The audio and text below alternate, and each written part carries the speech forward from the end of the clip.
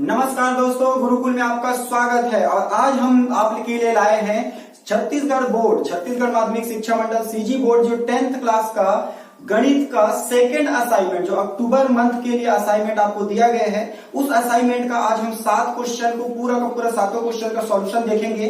और सबसे पहले मैं बता दूं स्टूडेंट, ये जो असाइनमेंट का जो आज मैं आपको पूरा बताने वाला हूं, ये मैं इसलिए नहीं बता रहा हूं कि आप यहां से देखेंगे, छाप देंगे और सबमिट कर देंगे। इसका मतलब मैं आपको आलसी नहीं बनाना चाह रहा हूं, मैं आपको कमजोर नहीं बनाना चाह रहा हूं। इस वीडियो को बनाने का मकसद ये है कि इस 7 क्वेश्चन के माध्यम से मैं आपको वो चीज समझा देना चाहता हूं कि इस 7 क्वेश्चन को अगर आप समझ जाएंगे तो इससे रिलेटेड जितने भी क्वेश्चन है वो आपसे बन जाना चाहिए। ये मेरा उद्देश्य है। आपके असाइनमेंट को मैं कंप्लीट करूं ये मेरा उद्देश्य नहीं है, आपको मैं कुछ सिखा सकूं ये मेरा उद्देश्य है। इसलिए जब इन क्वेश्चनों को देखें तो सिर्फ समझने पे ध्यान देना है, आपको छापते नहीं रहना है ना। इसके पहले मैं आपको बता दूं कि अगर आप हमारे चैनल पर नए हैं तो चैनल को सब्सक्राइब करें और ज्यादा से ज्यादा लोगों तक शेयर करें। और हमारे चैनल के प्ले लिस्ट पर आपको 10वीं का बहुपद और त्रिकोणमिति का ऑलरेडी पूरा का पूरा फुल लेक्चर डला हुआ है, आप उसको भी देखें। वर्ब ऑफ द डे का 25 वर्ब ऑफ द डे जिसमें आप अपने इंग्लिश को इंप्रूवमेंट कर सकते हैं, वो लेक्चर देखें। और अगर आपके फ्रेंड्स या आपके फैमिली में 12th क्लास के कोई स्टूडेंट हैं, उसका भी अलग से प्ले लिस्ट बना हुआ है मैथमेटिक्स का, वो भी आप देख सकते हैं। तो आइए आज का क्लास हम लोग शुरू करते हैं आपके असाइनमेंट के पहले क्वेश्चन के साथ। तो पहला क्वेश्चन मैं पढ़ रहा हूं, एक बार आपके पास वो क्वेश्चन तो है ही, फिर भी मैं एक बार लिख दिया हूं। और क्वेश्चन को सबसे जरूरी होता है समझना। आप आंसर कैसे बनाएंगे उसके लिए जरूरी है कि क्वेश्चन को आप अच्छा से समझ पाए।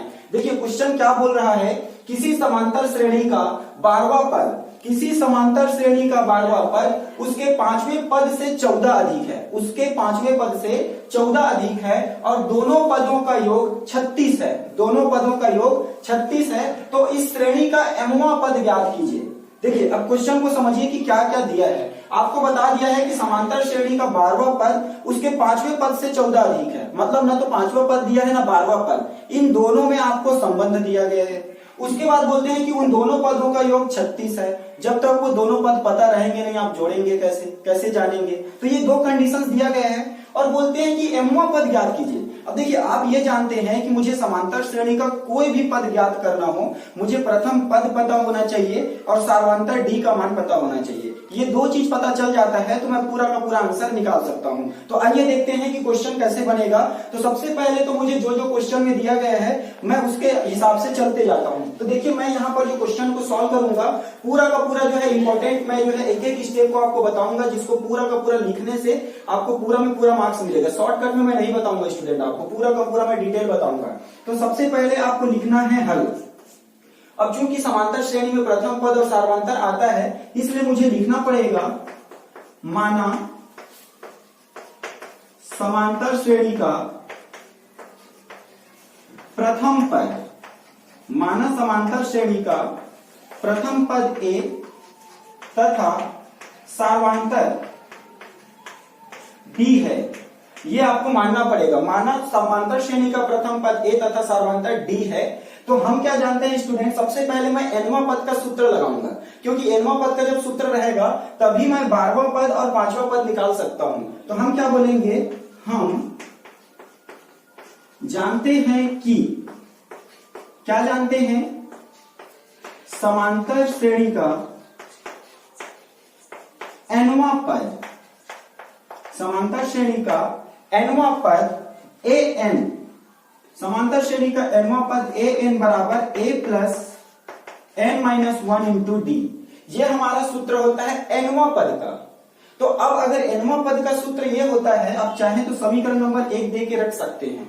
तो nवां पद का सूत्र आपके पास है, तो मुझे प्रश्नानुसार तो 12वां पद भी निकाल लेना चाहिए और 5वां पद भी निकाल लेना चाहिए। तो nवां पद का सूत्र ये है, इसलिए अतः समांतर श्रेणी का, ये श्रेणी होता है एक्चुअल में स्टूडेंट, श्रेणी नहीं होता है, श्रेणी होता है, का 12वां पद। तो 12वां, देखो nवां पद था तो यहाँ an लिखा। इसी प्रकार अगर 12वां पद के बारे में मैं बात करूं तो a12 लिखूंगा, है ना। उसके बाद a तो a ही रहने वाला है। उसके बाद n माइनस 1, अब n के जगह मुझे क्या लिखना पड़ेगा, 12। तो 12 माइनस 1 इंटू डी का मान मुझे नहीं पता। फिर से सिंप्लीफाई कर लीजिए, a12 बराबर a प्लस 12 में 1 घटाएंगे तो क्या हो जाएगा 11 डी।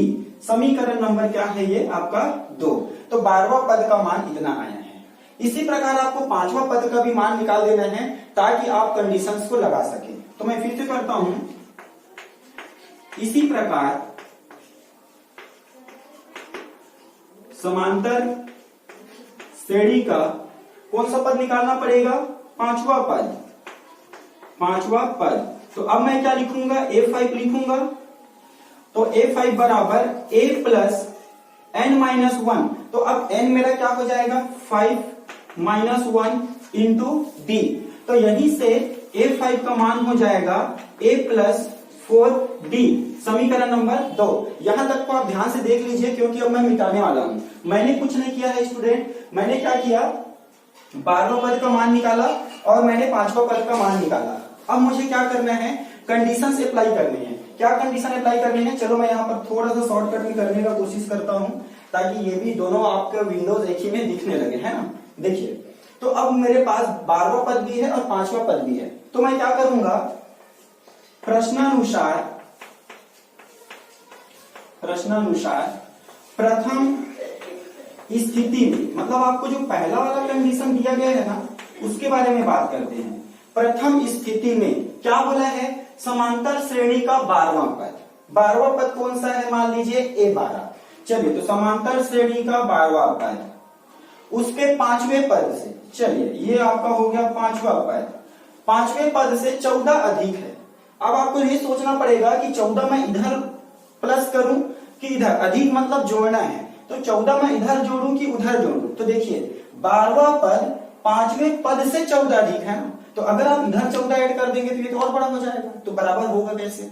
इसीलिए आपको जो है 14 को इस साइड क्या करना पड़ेगा? जोड़ना पड़ेगा। तो ये 12वां पद 5वें पद से 14 अधिक है, मतलब ये पूरा टोटल जो है अब इसके बराबर हुआ। तो मेरे पास A12 और A5 का मान पता है, तो मैं क्या करता हूं? उन दोनों मान को रख देता हूं। A12 का मान कितना है? ये देखिए A प्लस 11D। तो A plus 11D equal to 5वां पद का मान क्या है? A plus 4D। तो A प्लस 4D और प्लस में कितना हो गया आपका? 14। अब क्या करिए? सिंप्लीफाई करने का हम लोग कोशिश करते हैं। तो ध्यान दीजिए, ये A है और ये भी A है। अब अगर मैं इन सबको इधर पक्षांतर कर दूं, चलिए मैं करके दिखा देता हूं, ऐसे मैं डायरेक्ट भी काट सकता हूं यहाँ पर। तो देखिए A प्लस 11D और ये वाला A को इधर लाऊंगा तो माइनस में A, माइनस में 4D और 14 को आप उधर ही रहने दीजिए, ठीक है। तो यहाँ पर देखो A प्लस में और A माइनस में होने के कारण क्या हो जाएगा? कैंसल आउट हो जाएगा। अब देखिए ये दोनों कैंसल आउट हो गया, 11D प्लस में है और यहाँ पर देखिए 4D जो है किसमें है? माइनस में है, ठीक है। तो आप जो है ये प्लस में और ये माइनस में बताने का मतलब क्या हुआ कि घटेगा। तो 11 में आप 4 घटा देंगे तो कितना बचेगा? 7। 7D इक्वल टू क्या हो गया? 14। तो यहीं से D का मान निकालिए। तो 14 और ये 7 गुणा में था तो इधर आगे क्या हो जाएगा? भाग में। तो 7 एकम 7, 7 दूनी कितना? 14। तो यहीं से D का मान आपका क्या प्राप्त हो गया स्टूडेंट? 2।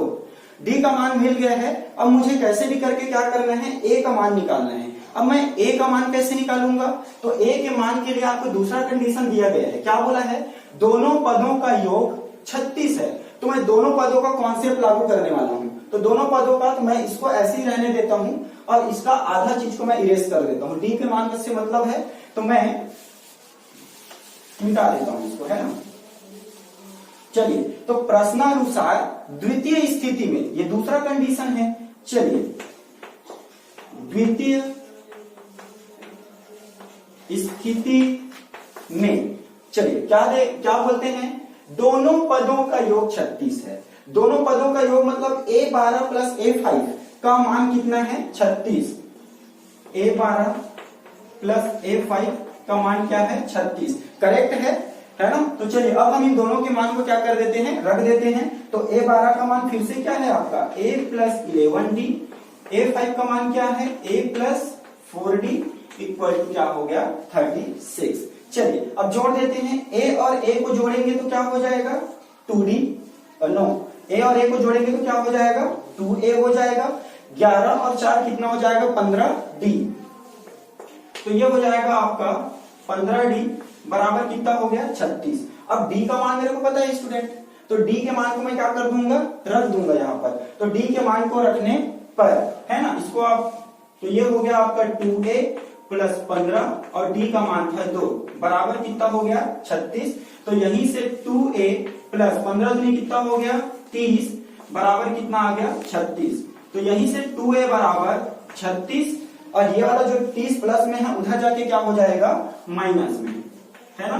तो अब अगर आप घटा देंगे तो 2a बराबर कितना आ जाएगा, 36 में 30 घटा देंगे तो कितना आएगा स्टूडेंट 6 आ जाएगा।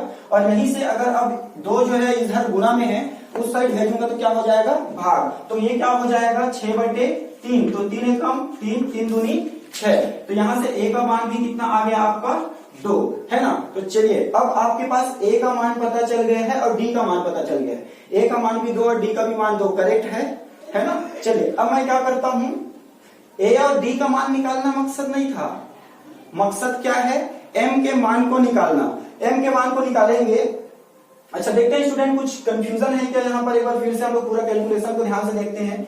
तो मैंने क्या किया, a12 और a5 के मान को लिखा, तो ये a plus 11d a plus 4d correct है और दोनों का योग 36 है, यहाँ तक भी करेक्ट है।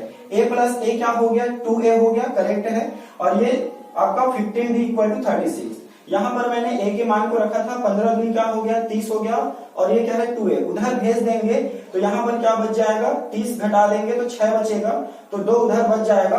तो मैं बटे में 2 भेजना है स्टूडेंट मेरे को, मैं 3 भेज दिया था, तो 2 एकम 2 दिया 6, तो a का मान क्या आ जाएगा 3 आएगा। इसी के कारण अभी हमारा पूरा का पूरा आंसर गलत आ सकता था, ठीक है। अब मुझे ज्ञात करना है एमवा पद, तो एमवा पद ज्ञात करना है तो जब एनवा पद का सूत्र an equal to a plus n minus 1 into D होता है। तो अब मैं क्या करता हूं, इसके बाद मैं इस पूरा चीज को अब मिटा दे रहा हूं, है ना। तो a का मान पता चल गया है, d का मान पता चल गया है, अतः समांतर श्रेणी का एमवा पद यही ज्ञात करना था। तो एमवा पद तो यहां पर क्या लिखेंगे m, a तो a ही रहेगा प्लस m, n के जगह क्या आ जाएगा m, क्योंकि एमवा पद निकालना है, एनवा पद था तो n था, एमवा पद निकालना है तो m हो जाएगा। तो m माइनस 1 इंटू डी। अब यहाँ पर a और d का मान पता था तो a और d के मान को रखने पर, तो am बराबर a का मान मैंने क्या लाया है 3 प्लस m तो आपका m ही रहेगा स्टूडेंट, माइनस 1 इंटू डी का मान कितना है मेरा 2 है। अब और क्या कर सकते हैं, इस 2 को अंदर गुना कर दीजिए, तो am बराबर 3 प्लस m के साथ गुना होगा, ये देखिए इसके साथ भी गुना होगा और इसके साथ भी गुना होगा, तो m के साथ गुना होगा तो क्या हो जाएगा 2m माइनस, और 1 के साथ गुना होगा तो 2 एकम 2। तो 3 में 2 घटा देंगे, ये प्लस में और ये माइनस में, तो क्या होगा घटेगा। तो 3 में 2 घटाएंगे तो कितना बचेगा 1 बचेगा। तो m बराबर 2m प्लस 1। तो लास्ट में लिखना पड़ेगा, अतः समांतर श्रेणी का एमवा पद 2m प्लस 1 होगा। इतना जब पूरा लिखेंगे ना स्टूडेंट तब आपको पूरा का पूरा नंबर मिलेगा। चलिए देखते हैं दूसरा क्वेश्चन। तो next question student, question number 2 आपके असाइनमेंट का, छत्तीसगढ़ बोर्ड का असाइनमेंट वाला जो है सेकेंड असाइनमेंट अक्टूबर मंथ का, उसका हम लोग दूसरा क्वेश्चन देख रहे हैं। मैं क्वेश्चन फिर से पढ़ लेता हूं, आपके पास क्वेश्चन है फिर भी एक बार देखिए। समांतर श्रेणी 8, 15, 22 का अंतिम पद 218 है। देखिए आपको एक समांतर श्रेणी दिया गया है और उस समांतर श्रेणी का अंतिम पद भी बता दिया गया है। पदों की संख्या ज्ञात कीजिए, तो टोटल कितने पद हैं ये बताने हैं, मतलब n का मान ज्ञात करना है। चलिए बनाते हैं कैसे। तो सबसे पहले मैं आपको बोला हूं कि मैं पूरा का पूरा आपको लिख के बताने वाला हूं, चाहे वीडियो लॉन्ग हो या जैसे भी हो। मेरा मुद्दा आपका असाइनमेंट कंप्लीट करना नहीं, आपको समझाना है, इसलिए मैं पूरा डिटेल में समझाने वाला हूं स्टूडेंट, है ना, ताकि आप बाकी क्वेश्चन भी बना सके। तो सबसे पहले हमको लिखना है, दिया गया समांतर श्रेणी, ये एक्चुअल में श्रेणी होता है, श्रेणी नहीं होता है, श्रेणी कोई अलग चीज होता है ना। तो दिया गया समांतर श्रेणी, तो दिया गया समांतर श्रेणी क्या है स्टूडेंट 8, 15, 22 और इसी में और अंतिम पद आपको दे दिया गया है, अंतिम पद आपका कितना है 218। तो अब यहां पर हम क्या करते हैं, पूरा चीज को लिख देते हैं। यहां प्रथम पद, यहां प्रथम पद जो है a का जो मान आपको कितना दिख रहा है 8 दिख रहा है। अब आपको प्रथम पद हो गया, आपको सार्वांतर भी निकालने की जरूरत पड़ने वाला है, इसलिए मैं क्या करूंगा, अतः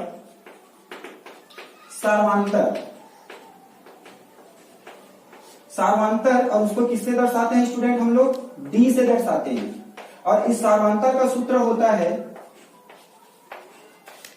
द्वितीय पद माइनस प्रथम पद, है ना। तो चलिए द्वितीय पद कौन सा है आपका 15 और प्रथम पद कितना है 8। तो 15 में 8 घटा देंगे तो कितना आएगा 7। तो ये किसका मान है आपका, सार्वांतर का मान आ गया 7, है ना। तो प्रथम पद है 1, सार्वांतर है 7 और यहीं पर आपको अंतिम पद भी दिया हुआ है। तो आप इसी में लिख सकते हैं अंतिम पद, और अंतिम पद को आप एल से बस दर्शाते हैं। तो अंतिम पद का मान आपको दे दिया है 218। अब मुझे ज्ञात करना है पदों की संख्या, इसलिए मैं स्टूडेंट यहाँ पर एनवा पद बोलिए या अंतिम पद का मैं क्या करने वाला हूं, सूत्र लगाने वाला हूं। तो हम यहाँ पर लिखेंगे, हम जानते हैं कि, क्या जानते हैं, समांतर श्रेणी का अंतिम पद वाला इसलिए लगा रहा हूं मैं क्योंकि अंतिम पद आपको दे दिया गया है। तो समांतर श्रेणी का अंतिम पद L बराबर होता है a plus n minus 1 into D. L का मान आपको दे दिया गया है, कितना दिया गया है 218। a का मान आपने निकाला कितना 8। उसके बाद देखिए प्लस n, इसी को तो निकालना है, n ही तो इसमें पदों की संख्या होता है, तो n का मान निकालना है। तो n माइनस 1 और d का मान कितना है स्टूडेंट 7। अब मैं क्या करता हूं, पूरा इसको अंदर में गुणा कर देता हूं। तो ये आपका 218 हो गया, फिर ये 8, 7 का गुना n के साथ भी होगा और 7 का गुना -1 के साथ भी होगा। तो ये हो जाएगा आपका 7n और माइनस में क्या हो जाएगा 7। चलिए इसके आगे का मैं यहाँ पर सॉल्व कर रहा हूँ, ध्यान से देखिएगा। अब देखो 8, ये 8 प्लस में हम 7 माइनस में है, इसलिए मैं इनको क्या कर सकता हूँ, घटा सकता हूँ। तो 8 में 7 घटा देंगे तो क्या आ जाएगा स्टूडेंट 1। तो यहाँ पर देखिए 218 इधर था, 8 में 7 घटा दिए तो आपका आया 1 और प्लस में क्या आ गया 7n। अब अपन क्या करते हैं, इस 1 को, ये इधर प्लस में है तो इधर जाके क्या हो जाएगा माइनस। तो 218 माइनस 1 इक्वल टू 7n। अब 218 में 1 घटा देंगे तो क्या आ जाएगा 217 बराबर 7n। अब मुझे n का मान बस ज्ञात करना है, तो n के साथ जो भी चीज है उसको मुझे क्या करना पड़ेगा, गायब करना पड़ेगा। तो 7 अगर इधर गुना में है तो इधर जाके क्या हो जाएगा भाग में। तो n बराबर 217 बटे 7। तो ये देखिए 7 एकम 7, 7 कितना हो गया 21 और 7 एकम 7। तो n का मान फाइनली क्या हो गया स्टूडेंट 31। तो लास्ट में क्या लिखना पड़ेगा, अतः दिए गए समांतर श्रेणी में पदों की संख्या n बराबर 31 होगा। चलिए देखते हैं नेक्स्ट क्वेश्चन। आपका तीसरा क्वेश्चन है स्टूडेंट, क्वेश्चन नंबर 3। आपके असाइनमेंट का क्वेश्चन नंबर 3 क्या बोल रहा है, यदि a अनुपात b समानुपात c अनुपात d हो तो k नियम द्वारा सिद्ध कीजिए। अब ये आपको सिद्ध करना है, a square plus c square divided by b square plus d square equal to ac बटे bd। अब ये क्वेश्चन ऐसा नहीं है कि आप लेफ्ट हैंड साइड को लेके चलेंगे और राइट हैंड साइड को ला लेंगे, ऐसा नहीं होने वाला है। हमको दोनों साइड को लेके चलना पड़ेगा और इस क्वेश्चन को सिद्ध करना पड़ेगा। तो आइए देखते हैं कैसे बनेगा क्वेश्चन। देखिए हल, सबसे पहले तो हम लोग लिखते हैं दिया है, क्या दिया है आपको दिया है a अनुपात b और समानुपात c अनुपात d। अब ये जो a अनुपात b समानुपात c अनुपात d जो रहता है ना स्टूडेंट, इसको मैं कैसे लिख सकता हूं, अतः आप जानते हैं कि a बटे b बराबर बोल सकता हूं c बटे d और बराबर मैं लेके चल लेता हूं k। ओके, चलिए यहां पर लिखना पड़ेगा माना, ये मैं मान के चल रहा हूं कि इनका जो मान है वो k के बराबर है। अब मुझे दोनों साइड को एक एक बार लेना पड़ेगा, तो मैं ले लेता हूं left hand side. Left hand side मतलब मैं इस वाले साइड को लेके चलता हूं। अच्छा देखिए यहीं पर स्टूडेंट, अब a by B equal to C by D है इक्वल टू k। तो मैं क्या करता हूं, पहले लेफ्ट हैंड साइड को नहीं, हम इसको पहले सिंप्लीफाई करके रख लिया जाता है। मैं क्या कर रहा हूं, इन दोनों कॉम्बिनेशन को अगर मैं लूं, a बटे b बराबर अगर मैं k लेता हूं तो यहीं से a का मान क्या आ जाएगा, b के। उसी प्रकार मैं सेकेंड कॉम्बिनेशन को ले लेता हूं, that is c by D equal to K. तो ये d फिर से इधर क्या हो जाएगा, गुना हो जाएगा। तो c इक्वल टू आपका क्या आ गया, डी के। ओके, तो अब मेरे को दोनों मान मिल गए हैं। अब मैं फाइनली क्या करूंगा, लेफ्ट हैंड साइड को लूंगा।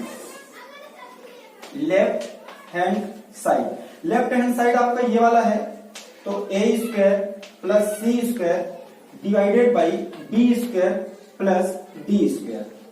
ओके, अब देखिए ए और सी का मान मैं यहां पर पहले से निकाल चुका हूं, तो आप इसको बोल सकते हैं समीकरण 1 और समीकरण 2। तो समीकरण 1 व 2 से ए व सी के मान को रखने पर, तो चलिए मान को रखते हैं। तो ए का मान को आपने कहा है बी के, तो चूंकि ए का स्क्वायर है इसलिए यहाँ क्या लग जाएगा, स्क्वायर, प्लस सी का जो मान है उसको आपने निकाल के लाया है डी के बराबर, और चूंकि सी का स्क्वायर है इसलिए यहाँ पर हो जाएगा इस प्रकार से।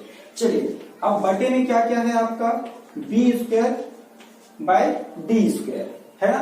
स्क्वायर में है ये, थोड़ा अच्छा से लिख देते हैं, चलिए स्क्वायर में है ये, है ना। अब देखो अब क्या होगा, हम इसको वर्ग कर देते हैं अच्छे से।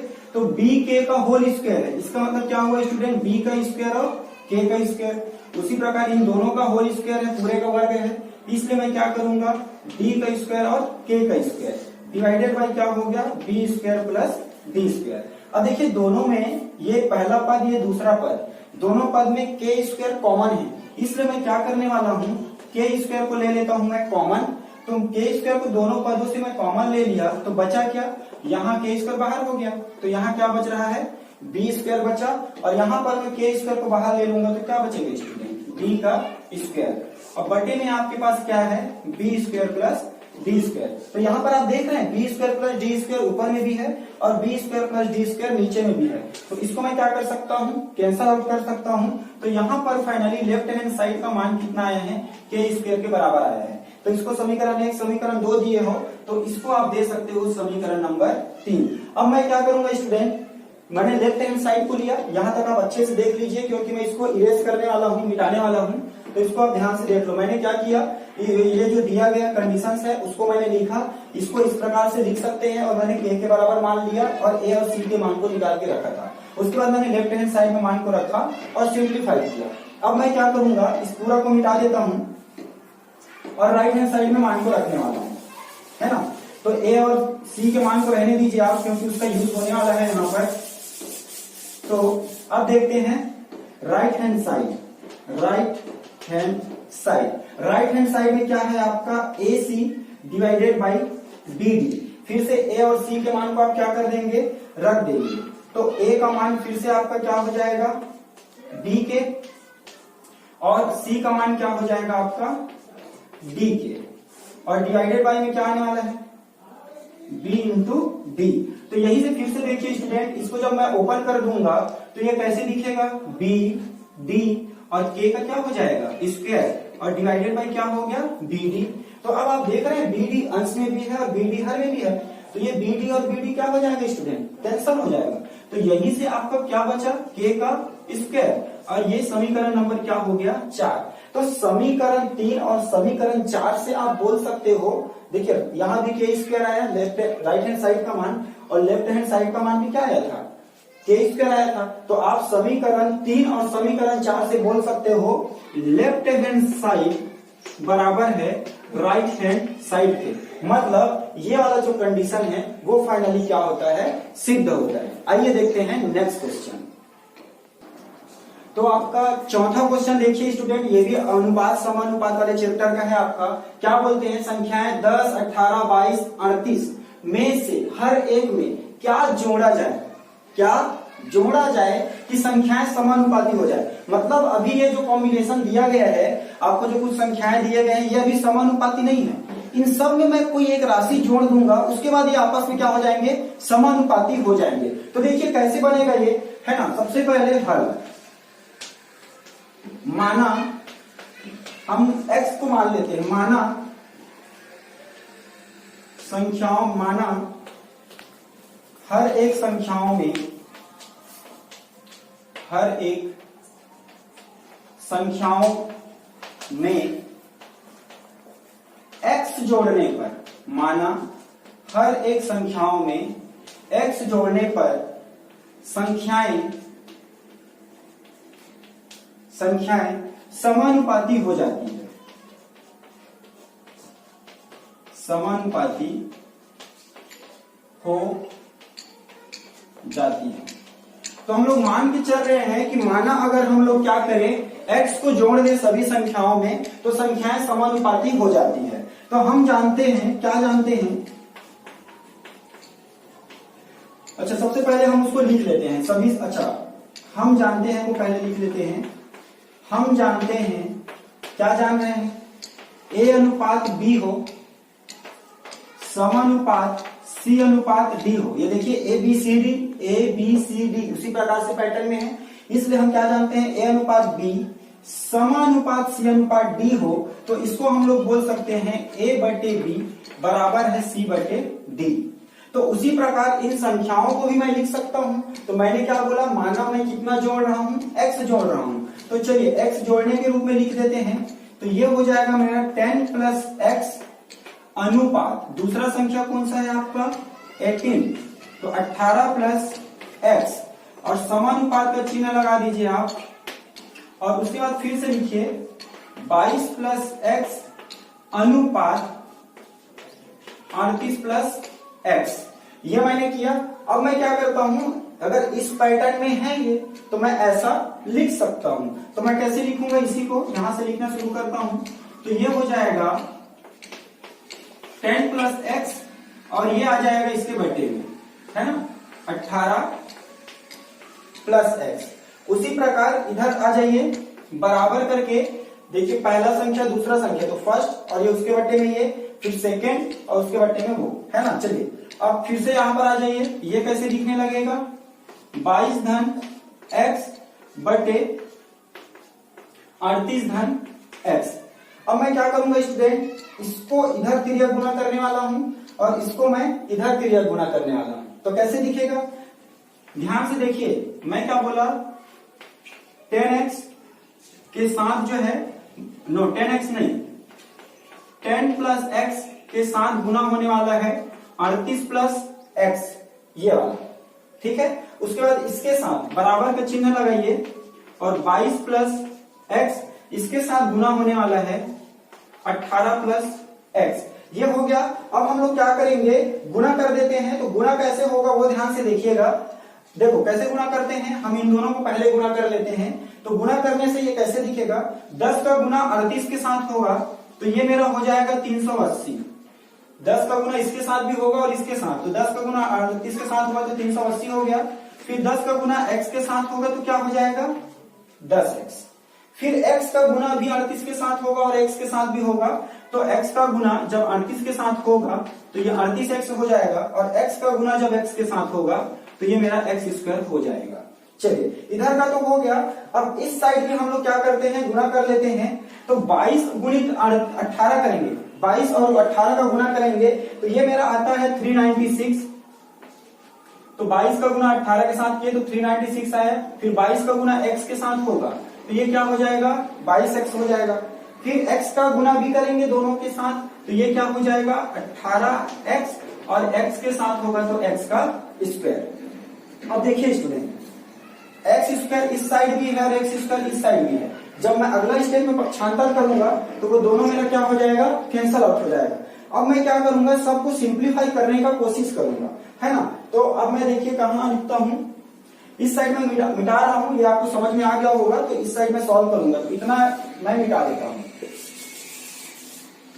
चलिए अब देखो ये 380 तो 380 रहने दीजिए, ठीक है। अब यहां पर देखिए ये दोनों ऐड के रूप में है, जोड़ने के रूप में है। तो 38 और 10 कितना हो गया आपका 48 और क्या x, तो यह हो गया आपका 48x। उसी प्रकार इधर क्या क्या बचा है 396 है आपका, तो 396 और यहां पर देखिए 22 प्लस 18, ठीक है।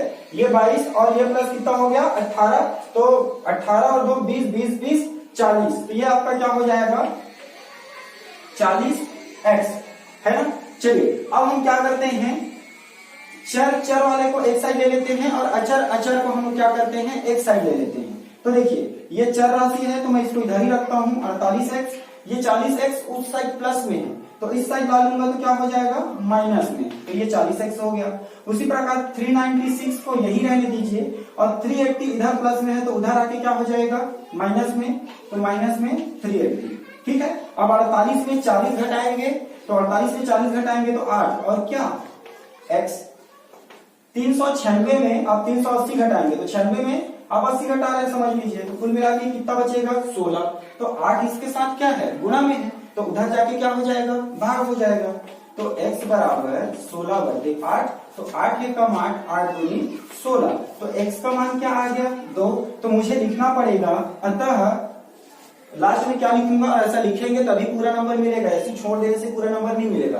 तो मैं क्या जोड़ूंगा कि क्या बोला गया है हर एक में क्या जोड़ा जाए, तो मैं बोलूंगा संख्याएं 10, 18, 22, 38 में से हर एक में 2 जोड़ने पर संख्याएं समानुपाती हो जाएगा या हो जाएगी। ठीक है, तो ये स्टूडेंट आपका पांचवा क्वेश्चन क्या बोल रहे हैं, y अक्ष पर स्थित किसी बिंदु के निर्देशांक ज्ञात कीजिए। y अक्ष पर स्थित, वो बिंदु कहां पर स्थित है y अक्ष पर, तो y अक्ष पर स्थित किसी बिंदु के निर्देशांक ज्ञात कीजिए जो बिंदु 5, -2 व 3, 4 से समदूरस्थ है। इसको मैं अगर आपको थोड़ा सा एक एग्जांपल देके समझाऊं स्टूडेंट, तो क्वेश्चन कुछ ऐसा है कि y अक्ष पर ना एक बिंदु है P मान के चलिए। ठीक है, y अक्ष पर एक बिंदु P है और यहाँ पर एक बिंदु A है और मान लीजिए यहाँ पर एक बिंदु B है, ये A और ये B। तो ये A से जो P की दूरी है वो बराबर है और उसी प्रकार P से B की जो दूरी है वो भी क्या है बराबर है। तो हमको जो है इस P के निर्देशांक को ज्ञात करना है। A और B का निर्देशांक आपको क्या है दे दिया गया है और हमको ज्ञात करना है इस P का निर्देशांक। अब P कैसा है, P जो है y अक्ष पर स्थित है। देखो स्टूडेंट y अक्ष पर स्थित है तो इस y अक्ष में कहीं पर कोई बिंदु होगा तो उसका x निर्देशांक क्या हो जाएगा 0 और सिर्फ क्या मिलेगा y। इसीलिए हमने यहाँ पर एक थ्योरी लिख दिया है, y अक्ष पर स्थित बिंदु का निर्देशांक 0y के रूप में होता है। क्यों होता है मैंने बता दिया, माना P ओ P 0y बिंदु A, एक को A मान लिया तथा बिंदु B दूसरे को B मान लिया, से समदूरस्थ है। तो से समदूरस्थ है उसी को अगर हम नोटेशन के रूप में लिखना चाहें तो हम लोग बोल सकते हैं P से A की दूरी बराबर होगा P से B की दूरी का, है ना। तो अब देखिए हमारे पास 3 बिंदु है और हम यहाँ पर 2 बिंदुओं की बीच की दूरी का सूत्र लगाने वाले हैं। इसलिए यहाँ पर आप देखिए जो बिंदु P जिसका निर्देशांक 0y है इसको मैं हमेशा x1 और y1 मानूंगा। पहला वाला x का निर्देशांक होता है, दूसरा वाला y का, तो x1 y1। उसी प्रकार जो a का निर्देशांक है, a का निर्देशांक है 5 और क्या है 2, तो 5 और 2 माइनस में 2 है, ये 5 और माइनस में 2, तो इसको मैं बोलूंगा x2 और इसको बोलूंगा y2। उसी प्रकार b का जो निर्देशांक है, जब p a को लूंगा P और A को, तो ये x1 होगा, ये x2 होगा, ये y1 होगा, ये y2 होगा। उसी प्रकार जब P और B को लूंगा तो x1 y1 तो ये रहेगा, लेकिन अब जो है ये x2 होगा और ये क्या होगा आपका y2 होगा। कंफर्म। चलिए अब हम लगाते हैं, हम जानते हैं कि 2 बिंदुओं के बीच की दूरी कितना होता है, दोनों साइड लेना पड़ेगा, x2 माइनस x1 का वर्ग प्लस y2 माइनस y1 का वर्ग, ये PA के लिए है। इसी प्रकार जब मैं PB के लिए सेम चीज और लिखूंगा तो कैसे होगा, x2 माइनस x1 का वर्ग प्लस y2 माइनस y1 का वर्ग। अब देखिए स्टूडेंट, अब यहाँ पर आपको एकदम बारीकी से देखना पड़ेगा। मैं मान को रख रहा हूं तो देखो x2 मैं क्या बोला हूं, PA को ले रहा हूं तो x2 मेरा क्या है 5 माइनस x1 मेरा क्या है 0 का वर्ग प्लस y2 मेरा क्या है माइनस में 2 माइनस y1 मेरा क्या है y का वर्ग। यहां तक करेक्ट है। चलिए अब आते हैं इस साइड, x2 माइनस x1, अब मैं क्या निकाल रहा हूं PB, तो x2 मेरे को इसको लेना है, तो ये हो गया 3 माइनस x1 आपका क्या है 0 का वर्ग, y2 मतलब 4 माइनस y1 मतलब y का वर्ग। इसके बाद आपको एक लाइन का थ्योरी लिखना पड़ेगा, दोनों पक्षों का वर्ग करने पर। अब दोनों पक्षों का वर्ग करेंगे स्टूडेंट, मैं एक स्टेप और नहीं लिखूंगा, मैं आपको उसके बाद करके ऐसा दिखाना है, और आपको बुक तो डायरेक्ट कर देता है, लेकिन आपको समझाने के लिए मैं कर रहा हूं। मैंने क्या बोला, दोनों पक्षों का मैं वर्ग करने वाला हूं, ये देखिए ऐसा। तो आप जानते हैं कि ये वर्ग और ये वर्गमूल कैंसल, ये वर्ग और ये वर्गमूल क्या हो जाता है, कैंसल। तो क्या बचेगा फिर आपके पास, ये बचेगा 5 माइनस 0 मतलब 5 का वर्ग। यहां देखिए ये a माइनस बी का होल स्क्वायर टाइप का दिख रहा है, तो इसको मैं डायरेक्ट लिख रहा हूं, आप एकदम ध्यान देना।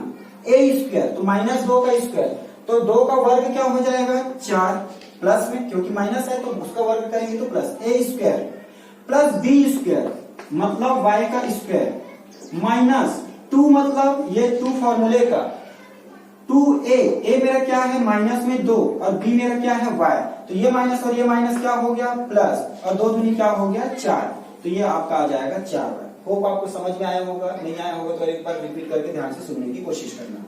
चलिए इधर आ जाते हैं, इस साइड भी वैसी होगा, 3 माइनस 0 तो 3, और 3 का वर्ग क्या हो गया स्टूडेंट 9। अब फिर से देखिए यहाँ पर भी a square minus B square का सूत्र लगेगा। कौन सा सूत्र लगा रहा हूं मैं, a प्लस बी का होल स्क्वायर बराबर a square plus B square plus 2ab, और उसी प्रकार मैं लगा रहा हूं a माइनस बी का whole square equal to a square minus a square plus B square minus 2ab। चलिए यहां लगाएंगे हम लोग, दोनों जगह माइनस वाले लगाए हैं हालांकि। तो a स्क्वायर तो 4 का वर्ग 16, b स्क्वायर मतलब y का स्क्वायर 2, देखिए माइनस लगेगा माइनस 2, a मतलब 4, y मतलब b, तो 4 दूनी कितना हो गया स्टूडेंट 8। ठीक है, अब देखिए ये y स्क्वायर इस साइड और ये y स्क्वायर इस साइड कैंसिल हो जाएगा, क्यों, क्योंकि जब पक्षांतर करूंगा तो माइनस में आ जाएगा, इसलिए ये क्या हो जाएगा कैंसिल। अब 5 का वर्ग कितना 25 plus 4 plus 4y equal to 9 plus 16 minus 8y। अब फिर से देखिए 25 प्लस 4 कितना हो गया 29, प्लस ये क्या हो जाएगा 4y। ठीक है, यहां पर आ जाइए 16 और 9 कितना हो गया 25, और माइनस में क्या आ गया आपका 8y। अब मैं क्या करता हूं, इन सब को मिटा देता हूं और यहां उसी चीज को सॉल्व करके आपको फिर से बता देता हूं। अच्छा एक स्टेप और हो जाएगा, आप क्या करिए, ये 29 नंबर को एक साइड डाल लीजिए, 25 यहाँ माइनस 8y था और प्लस में 4y है, तो इधर आके क्या हो जाएगा माइनस में 4y। यस 25 में 29 में आप 25 घटा देंगे तो आपका कितना आ जाएगा 4, और इधर आ जाइए, ये दोनों माइनस में है इसलिए जुड़ जाएंगे, तो क्या हो जाएगा ये माइनस में 12y। ठीक है, अब मैं y का मान निकालूंगा, तो y का मान निकालूंगा तो क्या हो जाएगा 4 बटे माइनस में 12, तो 4 एकम 4, 4 दिया 12, तो y इक्वल टू क्या हो गया स्टूडेंट माइनस में 1/3। तो ये y का मान मिल गया, तो अतः वो अभीष्ट बिंदु जिसका निर्देशांक हमको ज्ञात करना है, तो वो अभीष्ट बिंदु कौन सा होगा, अतः अभीष्ट बिंदु जो P है उसका x का निर्देशांक तो 0 था और y का निर्देशांक हमने क्या लाया है माइनस में 1/3, तो ये होगा फाइनल आंसर। चलिए देखते हैं नेक्स्ट क्वेश्चन। क्वेश्चन नंबर 6 देखिए, क्वेश्चन नंबर 6 बोलता है मूल बिंदु से होकर जाने वाली उस रेखा की प्रवणता ज्ञात कीजिए। कहां से जा रही है, मूल बिंदु से होकर जाने वाली उस रेखा की प्रवणता ज्ञात कीजिए जो बिंदु 2, 3 से भी होकर जाती है। तो आपको एक बिंदु दे दिया गया है और दूसरा बिंदु क्या मूल बिंदु से होकर जाती है, तो आपको हम क्या लिखेंगे, देखिए हम यहां पर लिखेंगे हल। हम जानते हैं कि, क्या जानते हैं, हम जानते हैं कि मूल बिंदु O से दर्शाते हुए मूल बिंदु O का निर्देशांक 0,0 होता है, ये आपको बताना पड़ेगा। मूल बिंदु O का निर्देशांक क्या होता है 0,0 होता है, अतः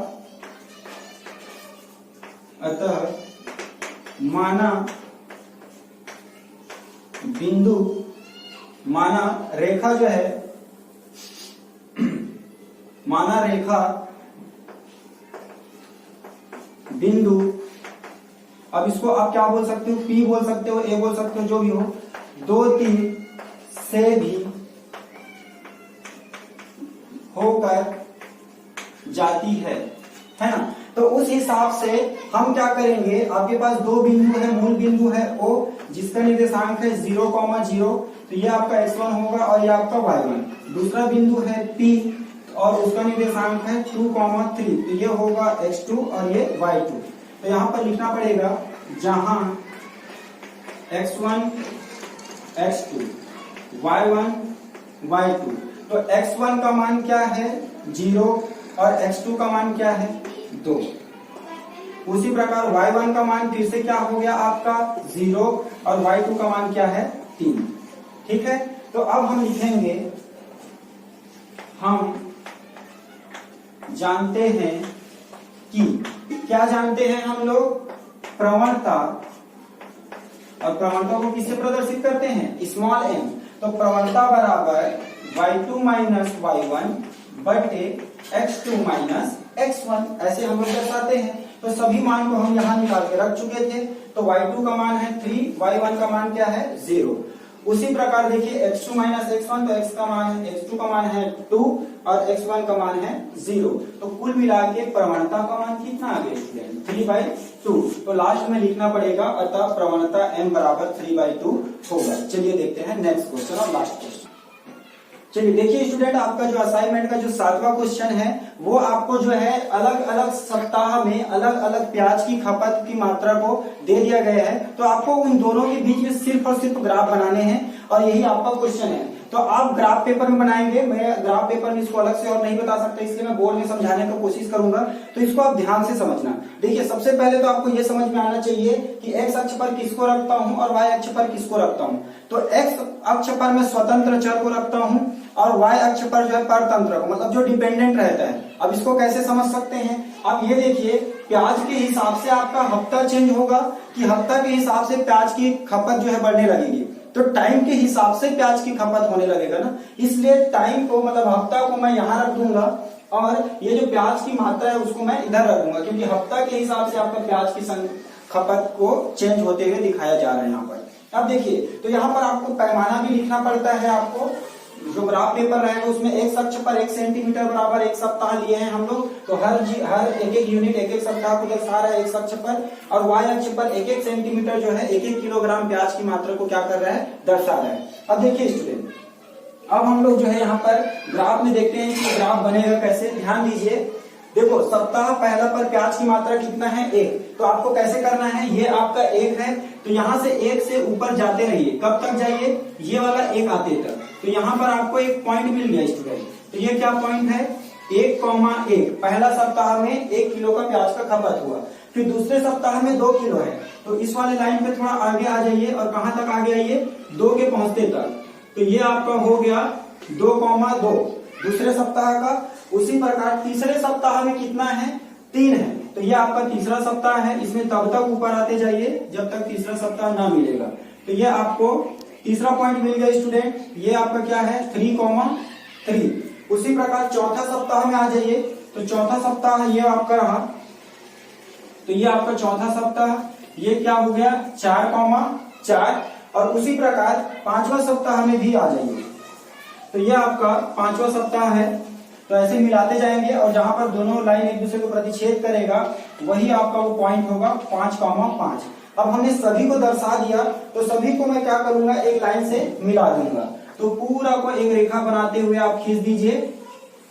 ये देखिए एग्जैक्ट मैंने बिना ग्राफ के इतना क्लियरिटी के साथ बनाया है, तो आप ग्राफ में भी क्लियरिटी से बना सकते हैं। तो यही है प्याज की मात्रा और सप्ताह के हिसाब से ग्राफ, जिसमें मैंने पूरा का पूरा समझाया कि ये बनता कैसे है। ग्राफ पेपर में बहुत अच्छे से बनाना, यूनिट को लिखना मत भूलना, पैमाना जो है इसको लिखना मत भूलना। सो होप, आशा करता हूँ स्टूडेंट आज का क्लास आपको बहुत अच्छा लगा होगा, जिसमें हम पूरा का पूरा आपका असाइनमेंट अक्टूबर में उसको कंप्लीट किए हैं। और अभी तक आपने हमारे चैनल को सब्सक्राइब नहीं किया तो चैनल को सब्सक्राइब जरूर कर ले, ताकि आपको अलग अलग प्रकार से वीडियोस मिलते रहे, जिसमें हम लोग वर्ब ऑफ द डे, आपका 10th मैथमेटिक्स के वीडियो लेक्चर प्लेलिस्ट में देख सकते हैं, 12th का भी लेक्चर डला हुआ है, बेसिक मैथमेटिक्स के भी लेक्चर डलते रहते हैं। तो चैनल को सब्सक्राइब जरूर करें और